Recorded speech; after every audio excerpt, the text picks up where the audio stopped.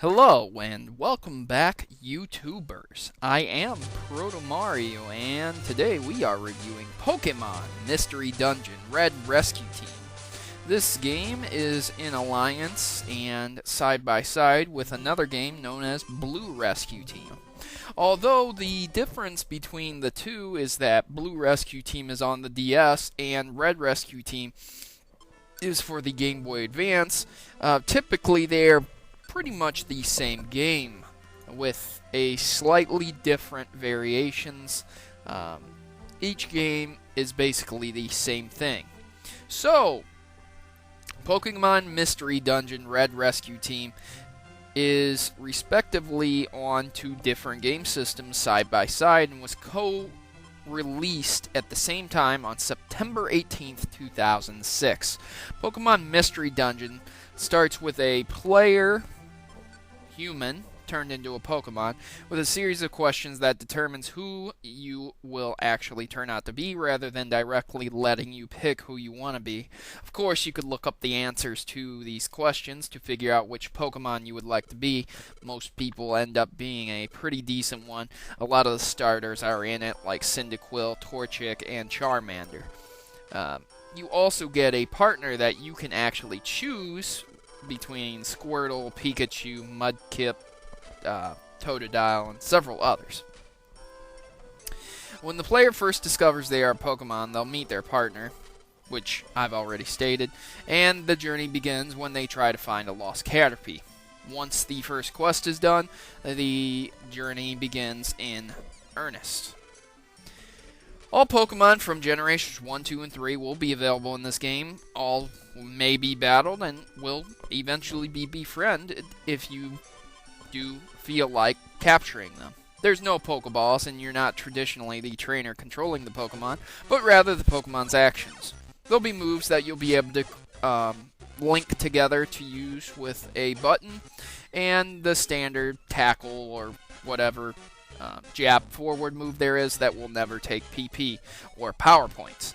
You'll be working off an HP system that continuously regenerates throughout the world, and you'll be finding random items on the ground. The Pokemon battle mechanic system is still in the game, and you should be very, very cautious when being the leader of your party, because if you faint or you die, the game is over and you must restart or you get sent to the beginning of the dungeon. Some dungeons will be extensively long with very, very incredibly tough enemies, while other ones will be very, very short. The introductory stages are pretty short, only consisting of 1 to 5 to 10 floors, where the lengthier dungeons can go up to 50 to 100 floors. Each dungeon, respectively, may have one long floor to it, or one long floor system, linking it to another giant, massive cave, and another dungeon. A mission may very well be in such great length that you'll have to go through 3 or 4 of the same similar dungeons till you beat it. The main premise of this game is dungeon crawling, and this game is definitely for people who really enjoy dungeon crawlers, but also for people who would like another part of Pokemon or a different version of Pokemon to play, rather than just the standard rehashing of the beating the Elite Four and becoming the best Pokemon trainer there is. The game has been successful enough to spawn 3 sequels, Pokemon Mystery Dungeon Explorers of Time and Explorers of Darkness, which were released in 2007-2008, and a third game to pair was released in 2009. A trio of games was released for WiiWare in August 4th, 2009 in Japan, so it's definitely a very successful game, and the sequels are just as good as the originals. Pokemon Mystery Dungeon is an adaptation of the Fushigi no Dungeon games for Pokemon. Like the main Pokemon RPGs, it has 2 gameplay modes. Unlike the main RPGs, the battle mode and dungeon mode are not distinct. It is a semi-turn-based type of game, as you can see here. When you move around and you attack people, it allows them to get away, and you take turns from attacking. So it's not necessarily turn-based, but it's also not necessarily a continuous action or activity-based RPG. Once you finish a dungeon, you will be returned to your home and you'll be able to go on different quests left and right. As you progress through the dungeons, much like in the game, when you defeat enemies, you will get experience points, and these experience points will allow you to level up.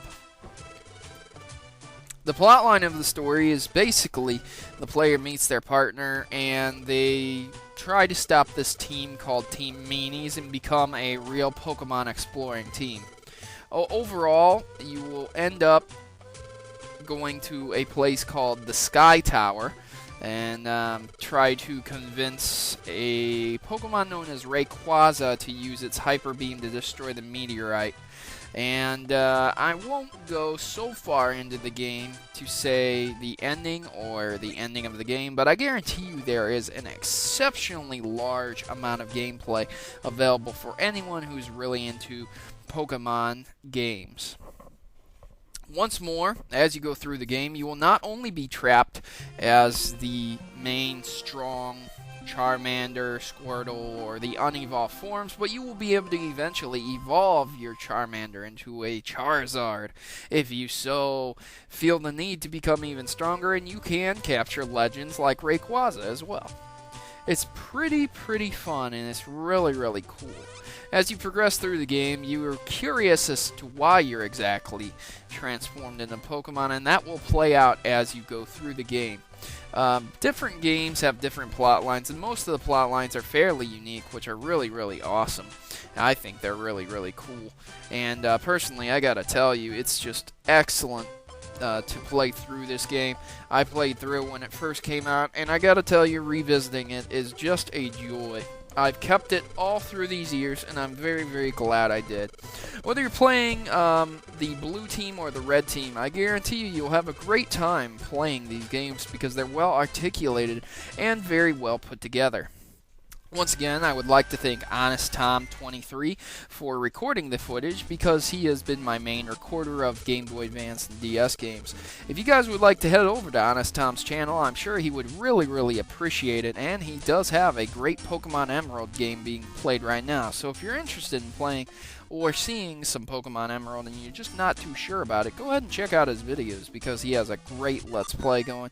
And I gotta tell you, I'm keeping up with it, and he's just an excellent commentator. I guarantee you won't be disappointed if you go check him out.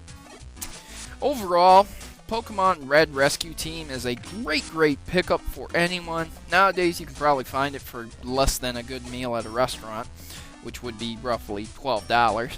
And if you really want it, you can get it on an emulator as well, and a ROM form for free if you were really into piracy. Not that I advocate that, but it's easily found is what I'm trying to express. Overall, the game is an excellent pickup and an S rank, as it is the first in the series installment. It does do things outside of Pokemon, and it does them perfectly. Though some of the dungeons can be excruciatingly difficult, the main storyline is not.